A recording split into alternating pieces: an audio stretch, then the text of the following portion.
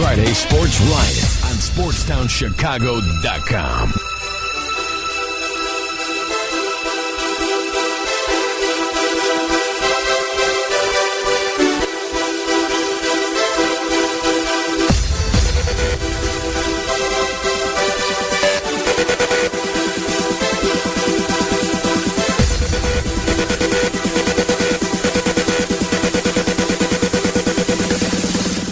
What's up? This is the Friday Sports Riot on SportsTownChicago.com. I'm Ryan Hoppy. And I'm Ryan Stuppridge. Call the show, 630-403-5200. That is 630-403-5200. Or maybe, Ryan, they're a bit shy, but they want to get in contact with us. My Twitter handle is @HoppyRadio893. What's yours?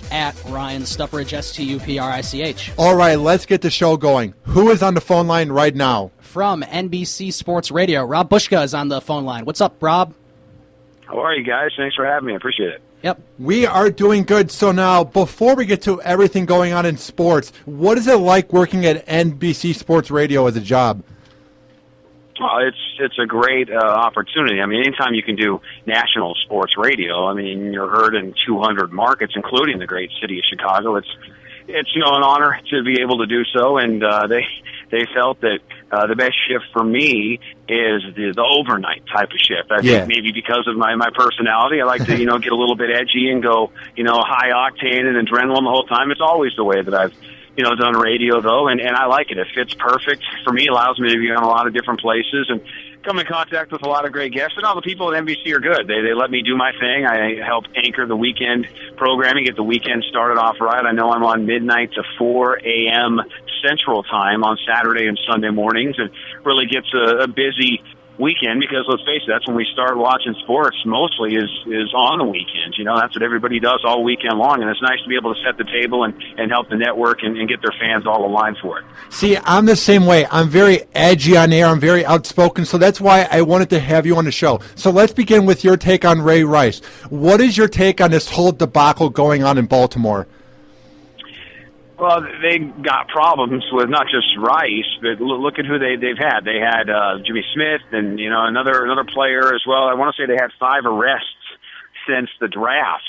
So Ozzie Newsome has a problem on his hands. The NFL's got a problem as well too. The NFL has made it very clear that they care about winning. They care about money more than anything else. And I'm not the humanitarian and the moral police as well, but it doesn't take a brain surgeon to figure out, Ray Rice is a punk and what he did is wrong. And if anybody believed for a second that's the only time he's ever acted in a violent way, I mean, come on.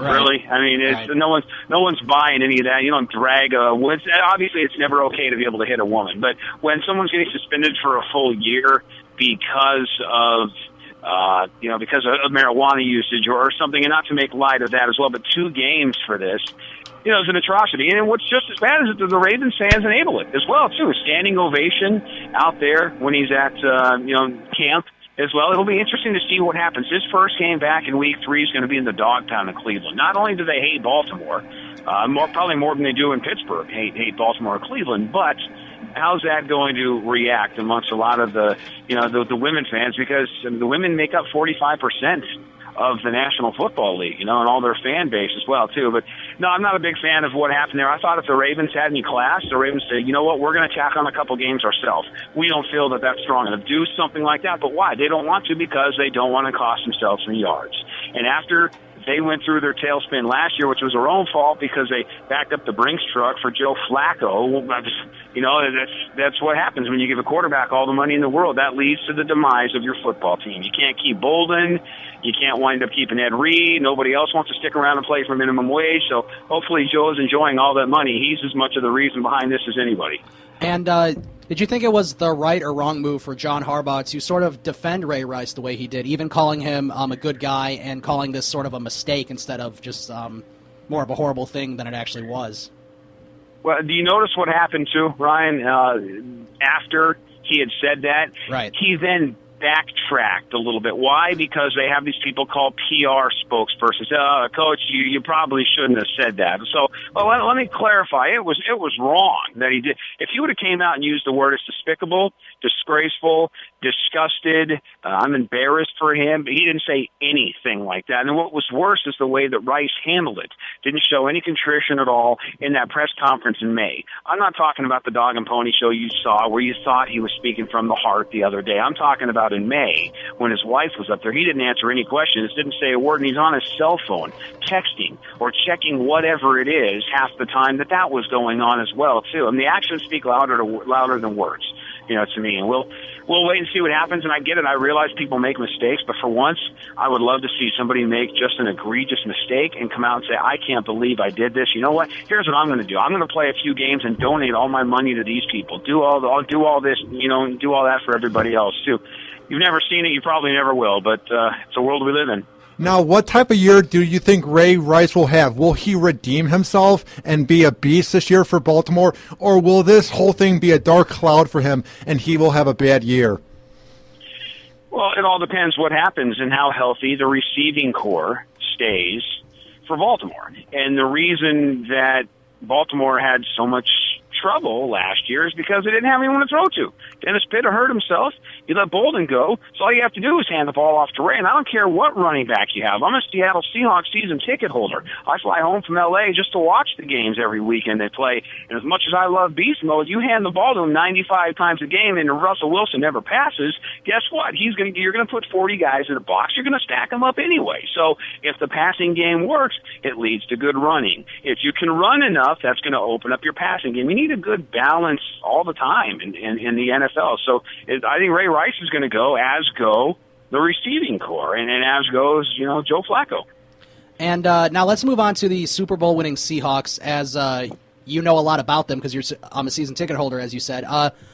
What do you expect going into this season for the Seahawks? Is there a good chance that they could repeat as Super Bowl champions?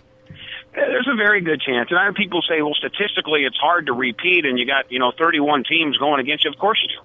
And they got a bullseye. They had a bullseye on their back last year. They were predicted to go to the Super Bowl last year. People, come on. They were a fluke kick away from being in the NFC title game. And that's, they got a very good chance to be able to go there. Why? Marshawn Lynch's holdout is over. The Seahawks met him halfway, gave him a little bit more money. They found a way to restructure this, give him, a free copy of Windows 8 from Microsoft and a Starbucks gift card. I don't know what they gave him in Seattle up there, but by doing so, he's now able to go, and he's your running back. Robert Turbin's a very good running back, and that secondary, you can't name me a better secondary than that. And I'm talking 3-4 guys. I'm not talking 1 or 2 guys. We know Revis is good.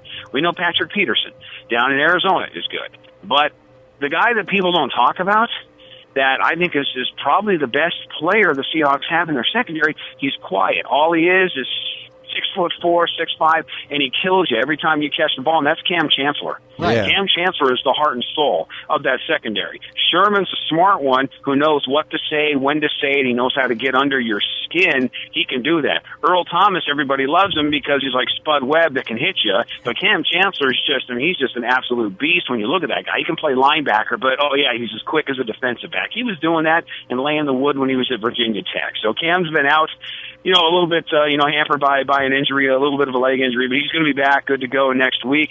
Russell Wilson's doing good. They may suffer a little bit with a possession receiver. He's losing Golden Tate, but Doug Baldwin has really had himself. He had a good Super Bowl for one, but people are forgetting. Percy Harvin was about 80% in the Super Bowl, and he wrecked Denver. Yeah. And what do you think he's going to be like now that he's 100%? And watch out for this one kid. I'm going to give you a name, Paul Richardson. Richardson is faster than Percy Harvin. Faster than him, and he's blowing everybody away in camp. The guy drops a couple balls. Reminds me of your former boy there, Willie Gault. Willie Gault was awesome as long as he could catch the thing. True. I mean, he could run by everybody, right. and I think you're going to see the same thing out of this Paul Richardson kid, a second-round pick out of Colorado, because the Hawks didn't have any. They lost their first-rounder for Percy Harvin, but as long as Percy's there and Marshawn, you got all the balance you need, and the defense, has only gotten better. I wish they'd have got Jared Allen, though, but you guys got a hold of him. True, yeah. What can we expect from Russell Wilson this year? Do you think he can make it into that elite class starting to be talked about along with Peyton Manning and Tom Brady and Drew Brees, or is he already sort of in that category? Well, if you define him by just winning, I don't think he's in that category yet. I hate when people say, well, he's got a Super Bowl ring. Of course he's in that category. Trent Dilfer has a Super Bowl ring, and nobody has him in that category. Right. What Wilson has done, though, if people just look and they want to talk numbers, he doesn't throw the ball all over the lot like Peyton Manning because Denver didn't have a running game last year. No, Sean Moreno was like 3 yards better than I was last year. No wonder they got rid of him. Okay, they threw the ball to everybody all across the lot. You got the two best tight ends in football in the Thomases, and you got Wes Welker coming over. Of course you're going to throw the ball, and that's what Peyton Manning does. Seattle's very balanced. Who ran the football the most in football last year? What team? Oh, that's right, Seattle did. So the fact that Russell can still lead you to a Super Bowl and his completion percentage is ridiculous because he'll be like LeBron out there on the floor. He makes good passes. What you like about Russell is when he runs for 8-9 yards, he sees the guy coming to get him. He's like, hey, guess what? It's second down. I can live with 3rd down and 1. I don't need to try to go for that extra yard. Why? Because I'm 5'11" and I'm not even barely 200 pounds. So he's smart. He's a more brains than he is a you-know-what kind of guy, as opposed to other guys that are more you-know-what than brains. And that's the big Kaepernick. Kaepernick is an athletic freak, but he's more than he is brains, and that's why he costs himself all the time, because he thinks he can do everything. And you know what? You can do everything against the Rams. You can't do everything against the elite when it comes down to it, which is why he choked the Super Bowl. It's why he choked the NFC Championship. Now let's move on to the MLB trade deadline real quick. What was the biggest move that happened during it? The biggest move that happened to me was hands down the David Price move. I mean, I had thought it was going to be Lester, and a good friend of mine, the guy who got me started in radio, I owe everything to, is the broadcaster of the Oakland A's. Good friend of mine, a mentor, and I had Ken Korak on, their play-by-play guy last week, and that was great with Lester. But I'm sorry, if you can name a tougher threesome than Verlander, Scherzer, and David Price, I'd like to see it. Yeah. People in L.A. out here, they love Kershaw. Kershaw's, as much as I'm a Giants fan, I hate to say it, Kershaw's the best pitcher in baseball right now, and Greinke's pretty good, a little bit of a head case, but Hung Jun Ryu, I mean, he's maybe a number 1 in Kansas City. That's it. Aside from that, he's a 2 and a 3 everywhere else. If you go with 3 postseason guys, nobody's better than Detroit. And their offense is great right now. They just, they've had to overcome a couple of injuries, but I really like what the Tigers did. That, to me, is the number 1 trade overall. And I do like what the Red Sox did, too, because they realized they were out of it. Right. They were out of it, so you know what? Let's get rid of Lackey. Let's get rid of Lester. Let's dump Jake Peavy, get a bunch of young arms in here, plus the guys we already have. They got some good pieces, and they brought a lot of money off the books, too, to be able to sign. You're going to see the Red Sox will bring in a true ace of that rotation and maybe try to get Lester back this offseason. Can we just assume that it's going to be the Oakland A's and the Tigers in the ALCS, or could we see a team like the Los Angeles Angels or the Baltimore Orioles make it just as far? I don't think you'll see the Orioles. I don't like the Orioles pitching enough to be able to get there. Decent club, but let's face it, the American League East is not that good this year. Toronto, people can. There's a very fine line, guys. You know this, between parity and mediocrity. Okay, and that's really, it's more mediocre than it is anything else. When we're 5-6 games above 500 and beating our chest, and we're you're the champs of the division right now. I mean, really? Come on. So it's the AL East is different. You can take the thing and flip it upside down, and that's how it should look half the time. Oh, Tampa Bay and Boston on top, and Baltimore on the bottom, but I still can't figure that thing out, so I discount them for that originally. The Angels got a very good team. I watched them quite a bit, lived about 10 minutes in that stadium out here in Orange County, and no, they have it all together. They strengthened their bullpen. Getting rid of Frieri was a big deal. Houston Street, he has been absolute money since he's been in the big leagues. I mean, I called the College World Series back in 2004 for Cal State Fullerton, and I can't believe we even scored off Houston Street when he was at Texas. I was like, is this really happening here? This guy's going to be a stud, and right. He's been doing it for 10, 11 years ever since. So the Angels have just as good of a chance. I mean, if it's anyone other than the Angels, the A's, or the Tigers, I will be completely shocked and floored, in the American League. I mean, that's really a three-team race with what you have going right there. The A's, I'm curious to see how things play out by getting rid of your cleanup hitter in Yoenis Cespedes. I mean, I know you had to give something up to get Lester, and they feel we got such a good offense, so what if we go from 7 runs a game down to 6? But we'll see. Cespedes brought a lot more to that. His defense, the way he threw people out from, the center field bleachers. I mean, it's amazing what type of player that guy is. So it's going to be a fun race to watch, especially the American League West. Now, before we let you go, Rob, where can people find your work online and on the radio?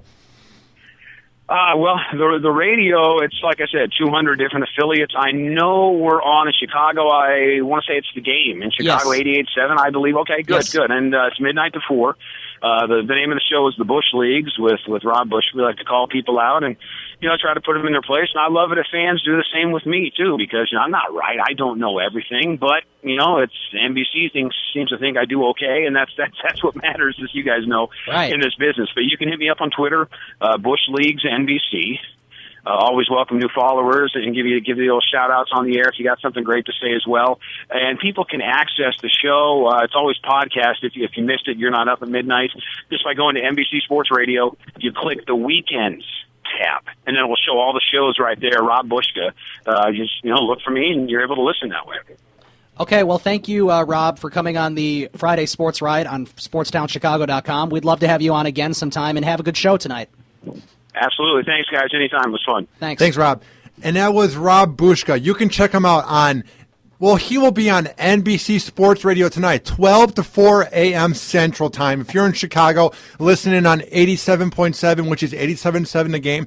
And that was a really good interview. Real quick before we go to break, I just want to say, a lot of sports radio to me is dull. It's guys who pretend that they played the sport and they try to be analysts, even though they never played it, Ryan. They try to be experts and they never want to admit that they're wrong. But he's the type of guy where he admits that he's wrong and he's edgy on air and speaks his mind. So that's why I wanted to bring him on the air. He's like the version of me that's made it. You know what I mean? Right, yeah. All right. Friday Sports Riot. All right. We actually had a change of plans. Andre Knott from WTAM 1100 in Cleveland was supposed to come on at 4:30. He's coming on at 5:30, and he will break down everything going on in the Cavaliers, Browns, Indians out there in Cleveland where I was last week. And I'm Ryan. Where can people call us on the air? What's the number? 630-403-5200, 630-403-5200. And I'm on Twitter at Hoppy Radio 893. Super Rich is at Ryan Stuprich, STUPRICH. We will be right back on the Friday Sports Riot here on SportsTownChicago.com after this.